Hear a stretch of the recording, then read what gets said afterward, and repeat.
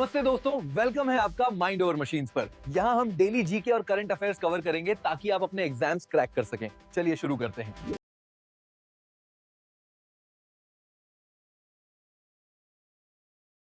नमस्कार। आज हम बात करेंगे 6 नवंबर 2025 की। इस एक दिन में हुई कुछ ऐसी घटनाओं के बारे में जो लगती तो अलग-अलग हैं पर असल में एक दूसरे से जुड़ी हुई हैं। तो चलिए इन डॉट्स को कनेक्ट करते हैं और देखते हैं कि क्या बड़ी तस्वीर सामने आती है।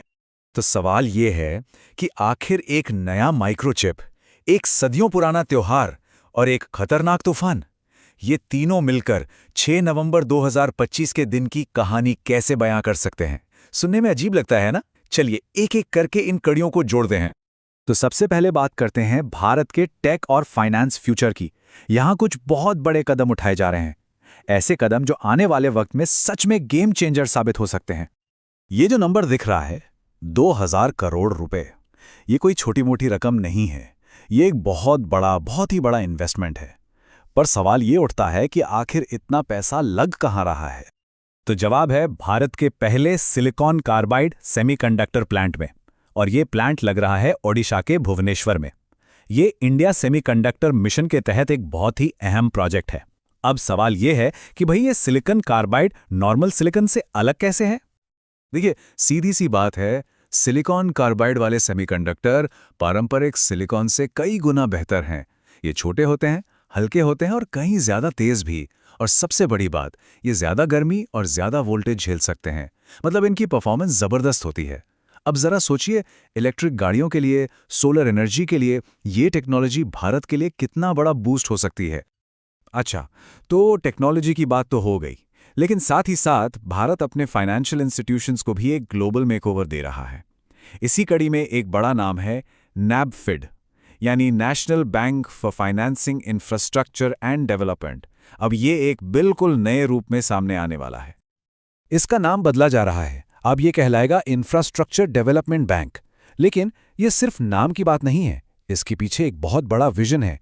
लक्ष्य ये है कि इसे एशियन डेवलपमेंट बैंक की टक्कर का एक ग्लोबल बैंक बनाया जाए। एक ऐसा बैंक जो सिर्फ इंडिया में ही नहीं बल्कि विदेशों में भी बड़े बड़े इंफ्रास्ट्रक्चर प्रोजेक्ट्स को पैसा दे सके। तो एक तरफ तो भारत भविष्य के लिए बड़ी बड़ी नींव रख रहा है, लेकिन दूसरी तरफ कुछ ग्लोबल रिपोर्ट्स हैं जो हमें आज की हकीकत से रूबरू कराती हैं। और इस हकीकत में कामयाबी भी है और कुछ बड़ी चुनौतियां भी। पहले कामयाबी की बात करते हैं। वर्ल्ड कोऑपरेटिव मॉनिटर रिपोर्ट से एक जबरदस्त खबर आई है। टर्नओवर पर कैपिटा जीडीपी के हिसाब से पूरे एशिया पैसिफिक रीजन में अमूल को मिला है नंबर 1 का खिताब। और मजे की बात तो यह है कि दूसरे नंबर पर भी भारत की ही कंपनी है, आईएफएफ को। यह वाकई बहुत बड़ी अचीवमेंट है। लेकिन जैसा मैंने कहा, कहानी का एक दूसरा पहलू भी है, सिक्के का दूसरा पहलू। फूड एंड एग्रीकल्चरल ऑर्गेनाइजेशन यानी एफएओ की एक रिपोर्ट आई है, state of food and agriculture 2025, और ये रिपोर्ट एक बहुत ही सीरियस ग्लोबल प्रॉब्लम की तरफ हमारा ध्यान खींचती है। ये चार्ट देखिए, ये हमें बता रहा है लैंड डिग्रेडेशन यानी जमीन के बंजर होने की असली मानवीय कीमत।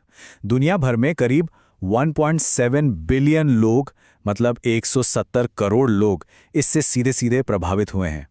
और इसका नतीजा, फसलों की पैदावार में 10% तक की भारी गिरावट। और ये सिर्फ एनवायरनमेंट एनवायरमेंट का मुद्दा नहीं है। रिपोर्ट साफ साफ कहती है कि जहां जहां जमीन खराब हो रही है वहां गरीबी, भुखमरी और कुपोषण बढ़ रहा है। और दुख की बात यह है कि इसका सबसे ज्यादा असर एशिया पर ही पड़ रहा है। तो एक तरह से देखें तो ये चुनौती अमूल जैसी हमारी कामयाबियों के लिए भी एक बड़ी चेतावनी है। अच्छा, इन सीरियस मुद्दों से जरा हटकर अब कुछ ऐसी कहानियों की तरफ चलते हैं जो हमारे कल्चर, हमारी पहचान और पर्सनल अचीवमेंट्स को सेलिब्रेट करती हैं। इंडियन हॉकी के लिए ये एक बहुत ही ऐतिहासिक लम्हा है। पूरे 100 साल। जी हां, 1925 में इंडियन हॉकी फेडरेशन की शुरुआत हुई थी और 2025 में ये अपना शताब्दी वर्ष मना रही है। क्या शानदार सफर रहा है, उतार चढ़ाव से भरा लेकिन गौरवशाली। और उड़ीसा में एक और खूबसूरत जश्न मनाया जा रहा है, बोईता बंदना। ये बहुत ही प्यारा नाम है। उड़िया में बोईता का मतलब होता है नाव और बंदना का मतलब पूजा। तो ये त्योहार असल में उन पुराने समुद्री व्यापारियों को एक श्रद्धांजलि है जो अपनी नावों पर बैठकर दूर दूर के देशों से व्यापार करते थे। अपनी विरासत को याद करने का कितना अच्छा तरीका है।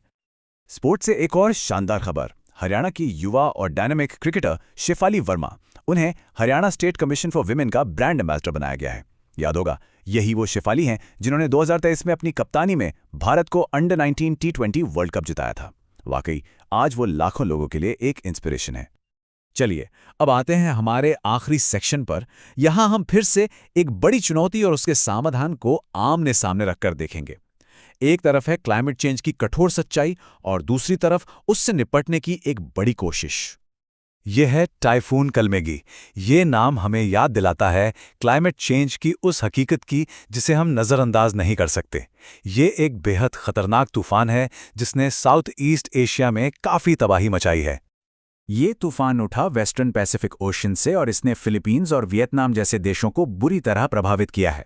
अफसोस की बात है कि इसमें कई लोगों को अपनी जान भी गंवानी पड़ी। लेकिन जैसा मैंने कहा, जहां प्रॉब्लम है वहां सॉल्यूशन की तलाश भी है। तो इस क्लाइमेट चेंज की चुनौती से निपटने के लिए नई दिल्ली में ग्रीन हाइड्रोजन पर एक इंटरनेशनल कॉन्फ्रेंस हो रही है और इसे ऑर्गेनाइज कर रहा है ministry of new and renewable energy. ये कॉन्फ्रेंस भारत के नेशनल ग्रीन हाइड्रोजन मिशन का ही एक हिस्सा है और इस मिशन के जो टारगेट हैं वो बहुत बड़े हैं, बहुत एम्बिशियस हैं। लक्ष्य है 8 लाख करोड़ रुपए का इन्वेस्टमेंट लाना, 6 लाख नई जॉब्स क्रिएट करना और हर साल 5 million metric ton green hydrogen बनाना। ये एक बहुत बड़ा कदम है क्लीन एनर्जी की तरफ। तो हमने आज टेक्नोलॉजी, फाइनेंस, कल्चर, चुनौतियां और समाधान, इन सब डॉट्स को कनेक्ट किया। तो अब आखिरी में सवाल यही बचता है कि जब भारत एक ही वक्त में अपना फ्यूचर बना रहा है, अपने पास्ट को सम्मान दे रहा है और ग्लोबल चैलेंजेस का सामना भी कर रहा है, तो इनमें से कौन सी कहानी आने वाले दशक में भारत की पहचान बनेगी? ये वाकई सोचने वाली बात है।